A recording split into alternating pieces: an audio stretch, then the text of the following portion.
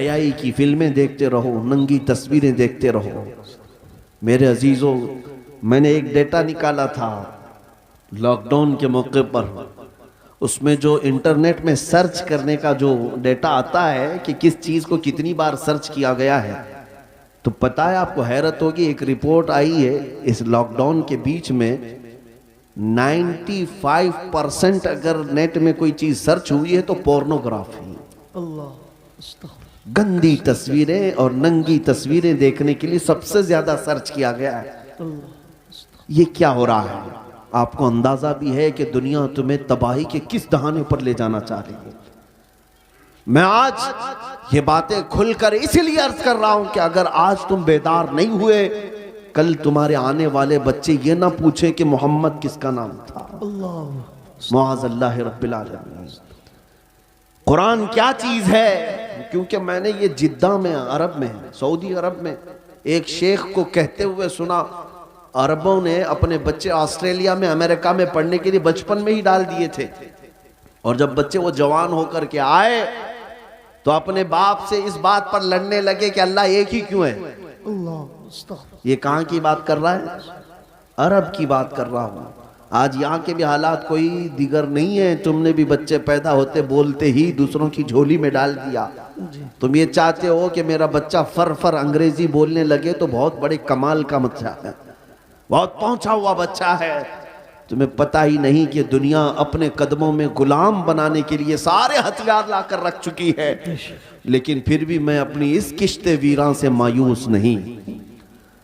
इस दुनिया ने जो करना था सब कर लिया है। आपको पता है हर स्कूल में, एजुकेशन में सिलेबस बदल करके क्या क्या चीजें जहर के तौर पर डाली जा रही हैं, क्या क्या चीजें डाली जा रही हैं। मुसलमान बच्चों के ईमान कब के तबाह हो जाए।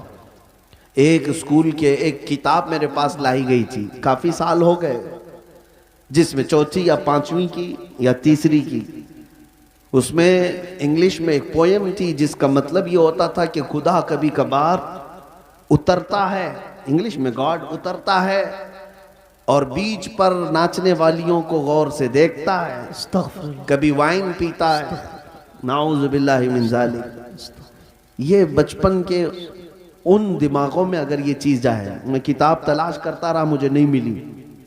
किसी साहब ने कहा था कि कोई टीचर ये पढ़ा रही थी स्कूल में। अगर यही सारे मामलात रहे तो मेरे आका की वो हदीस भी सादिक आती, कुल्लु मौलूदिन यूलदु अलल फितरा व अबवाहु युहव्विदानिही औ युमज्जिसानिही औ युनस्सिरानिही।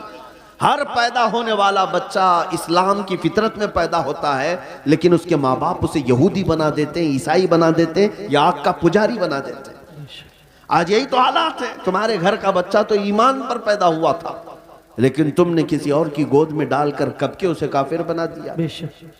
और नबी पाक सल्लल्लाहु तआला अलैहि वसल्लम ने यह भी फरमाया, क़यामत के करीब एक जमाना ऐसा आएगा तुम पर, सुबह तुम मोमिन रहोगे, शाम में काफिर हो जाओगे।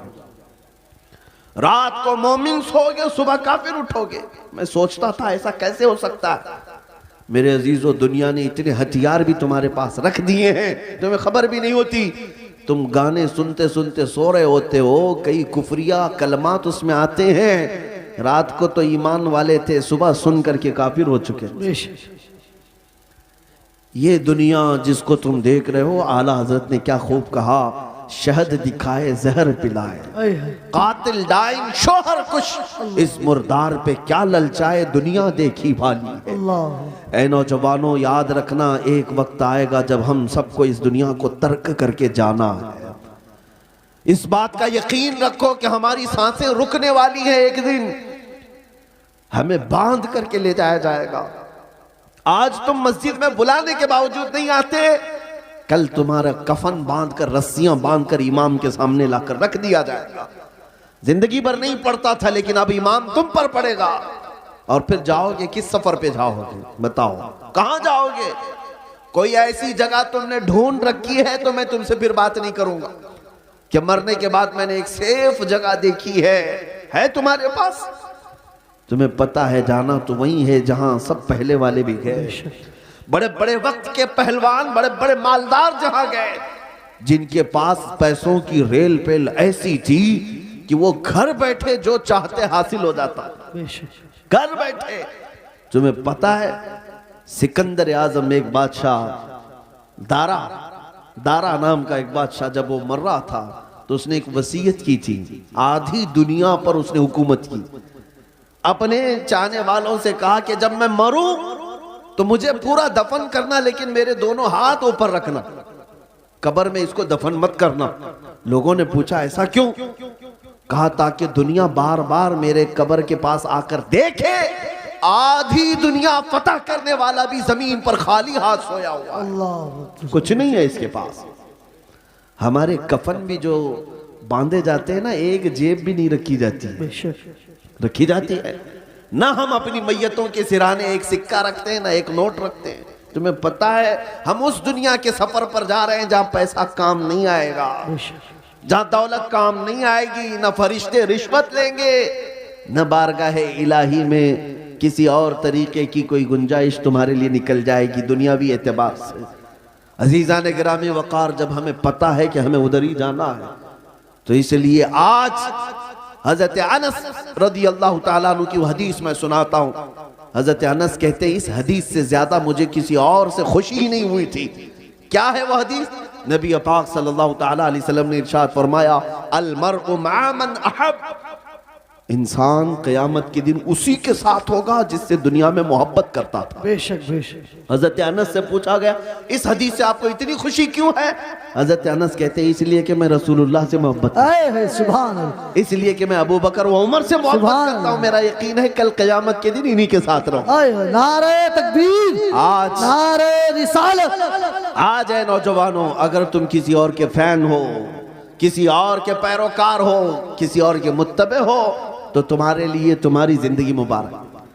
तुम जिसके पीछे चलना चाहो, एक बात याद रखना, क़यामत के दिन उसी के साथ उठाए जाओगे, उसी के साथ उठाए जाओगे। और जहां तुम्हारा वो आका जा रहा होगा वहीं तुम्हें भी ले जाएगा।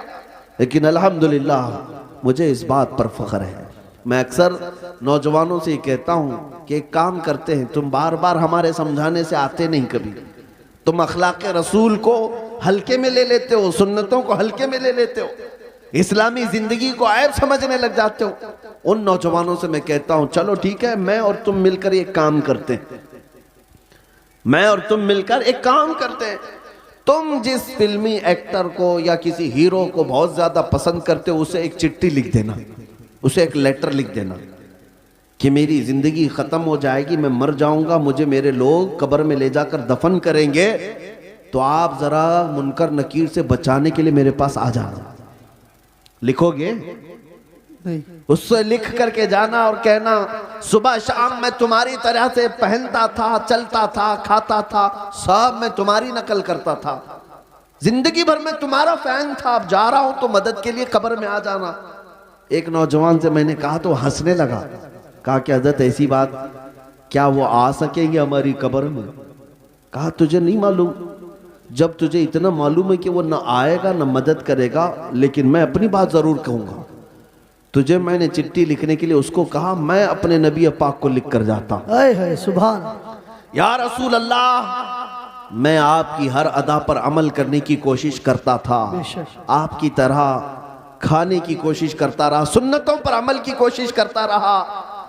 अब मैं जब दुनिया से जा रहा हूं तो ए रसूल मुख्तार सल्लल्लाहु ताला अलैहि वसल्लम आप तशरीफ ले आना। ऐ नौजवानों मुझे बताओ, क्या नबी पाक को अगर कोई दुनिया में ये बोल कर जाए तो अल्लाह के नबी कब्र में आएंगे कि नहीं आएंगे? बेशक। बल्कि हुजूर ताजुश शरिया ने लिख भी दिया। ये तो मैं मिसाल दे रहा था आपको। हुजूर ताजुश शरिया ने लिख भी दिया और अपने नबी से ये कह करके भी गए, या रसूल अल्लाह मैं मरूं तो मेरे आका, ये मलाइका से कहना, मैं मरूं तो मेरे आका, ये मलाइका से कहना, इसे कोई मत जगाना, अभी आंख लग गई।